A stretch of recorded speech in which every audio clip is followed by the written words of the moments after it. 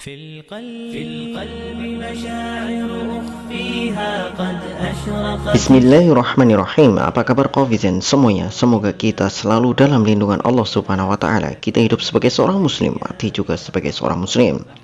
Kovizen semuanya, kurang lebih sekitar 8 abad yang lalu, ketika Islam menguasai Cordoba, menguasai sebagian kecil atau mungkin sebagian besar daerah-daerah yang sangat strategis di Eropa, orang-orang Kristen berusaha untuk membasmi kekuasaan Islam, tetapi mereka selalu kalah di medan perang. Maka pada saat itu orang-orang kafir, terutama para pendeta, para pembesar-pembesar kafir, mereka berkumpul dalam satu wadah, dalam sebuah tempat di mana seluruh pembesar-pembesar kafir, pembesar-pembesar pemuka agama kafir, mereka semuanya datang dari berbagai macam penjuru negeri-negeri yang ada di Eropa. Dalam sebuah konferensi yang memang dirahasiakan dan sangat besar itu, dihadiri oleh seluruh pemimpin-pemimpin yang mewakili agama-agama mereka dengan satu tujuan, bagaimana caranya untuk menghancurkan umat Islam dari dalam ataupun dari luar, dan bagaimana caranya melenyapkan Islam dari Eropa. Inilah yang terjadi sekitar 8 abad yang lalu. Kovizen semuanya, maka ketika konferensi itu terjadi, banyak sekali perdebatan-perdebatan di sana, sehingga mereka berpikir bagaimana kalau kita harus membuat senjata yang baru.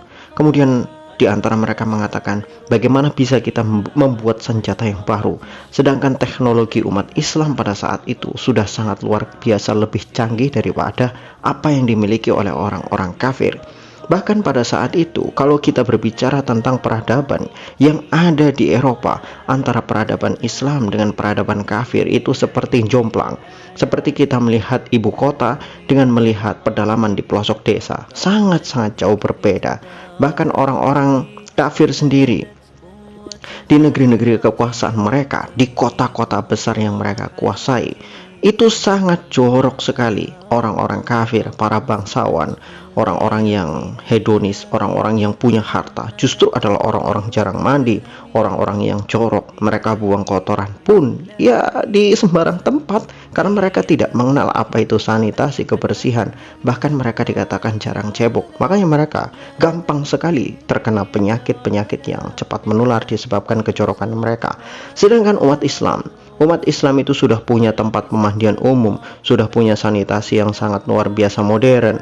Bahkan umat Islam sudah mulai membuat robot, sudah mulai membuat peralatan-peralatan modern yang kemudian dikembangkan terus-menerus oleh umat Islam pada saat itu, di mana kejayaan Islam betul-betul sangat luar biasa, jomplang dengan apa yang dilakukan oleh orang-orang kafir. Maka ketika konferensi itu sedang panas-panasnya, karena tidak juga menemukan solusi bagaimana cara menghadapi Islam, karena Islam semakin diperangi, justru malah mereka semakin berkembang dan tidak pernah kalah di medan perang. Maka pada saat itu ada seorang pendeta agung. Dia kemudian mengangkat Al-Quran tinggi-tinggi. Dia mengatakan kepada seluruh hadirin yang ada di dalam ruangan itu, dia mengatakan, kalian harus tahu bahwa sumber kekuatan umat Islam adalah ini, Al-Quran. Selama umat Islam masih memegang Al-Quran sebagai pedoman hidup mereka, jangan berharap kalian bisa mengalahkan mereka. Maka kalau kalian mau mengalahkan umat Islam, hal pertama yang harus kalian lakukan adalah menjauhkan generasi-generasi muda umat Islam dari Al-Quran. Maka pada saat itu tercetuslah sebuah perang baru, metode baru memerangi umat Islam yang disebut sebagai Brian War, atau perang otak, atau perang pemikiran, Ghazwul Fikr, perang yang di dalamnya tidak ada pedang, tidak ada pertumpahan darah, tetapi perang ini sangat efektif untuk menghancurkan umat Islam. Maka pada saat itu para pembesar-pembesar kafir mengatakan, mulai hari ini maka kita harus balikkan kondisi.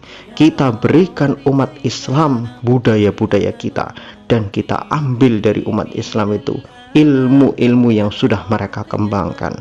Dengan budaya yang kita berikan kepada mereka, maka umat Islam akan jauh dari Al-Quran, dan mereka akan menjadi orang-orang hedonis serta pemalas. Sedangkan kita, ketika kita mengambil ilmu dari mereka, maka kita akan menjadi orang-orang yang maju, yang nanti akan bisa menyaingi peradaban Islam. Betul apa yang dikatakan oleh pendeta itu, dan semuanya setuju. Maka pada saat itulah dimulai perang besar-besaran dengan metode baru, yaitu perang Brian atau perang pemikiran. Umat Islam mulai dirasuki dengan cara hidup mereka, orang-orang kafir yang hedonis. Pakaian-pakaian dikenalkan kepada orang Islam, pakaian-pakaian terbuka, pemikiran-pemikiran yang rancu diperkenalkan kepada umat Islam, pemikiran-pemikiran liberal ditanamkan kepada umat Islam. Pemuda-pemuda Islam dikenalkan dengan berbagai macam kesenangan yang membuat mereka jauh dari Al-Quran. Sehingganya ketika pemuda-pemuda itu tidak lagi mempelajari Al-Quran, pemuda lebih suka kebar, pemuda lebih suka minum-minuman keras, pemuda lebih suka untuk bersenang-senang, mereka mengabaikan bagaimana Al-Quran dan isinya. Maka pada saat itulah Islam mulai mengalami kelemahan dan kemunduran, hingga pada akhirnya Cordoba itu adalah titik pusat terakhir peradaban Islam. Dan disitulah akhir dari umat Islam bisa dihancurkan dari Eropa dan betul-betul dilenyapkan tanpa sisa. Disebabkan apa? Disebabkan perang yang memang tidak menggunakan senjata, menggunakan kesenangan, menggunakan pemikiran, menggunakan hura-hura, menggunakan syahwat dan nafsu. Mereka mengalahkan umat Islam tanpa dengan menggunakan pedang, tanpa menggunakan perang, tanpa pertumpahan darah. Nah, inilah yang terjadi pada saat ini. Covision semuanya tahun 60, tahun 50 yang lalu. Kalau kita berbicara tentang umat Islam, maka ketika maghrib tiba, umat Islam itu orang-orangnya selalu mengaji di rumah mereka masing-masing, walaupun Al-Quran itu hanya diterangi dengan lampu sentir, lampu ublik, lampu lentera yang menggunakan minyak. Tapi di setiap rumah, hampir setiap rumah, selalu ramai dengan bacaan-bacaan Al-Quran.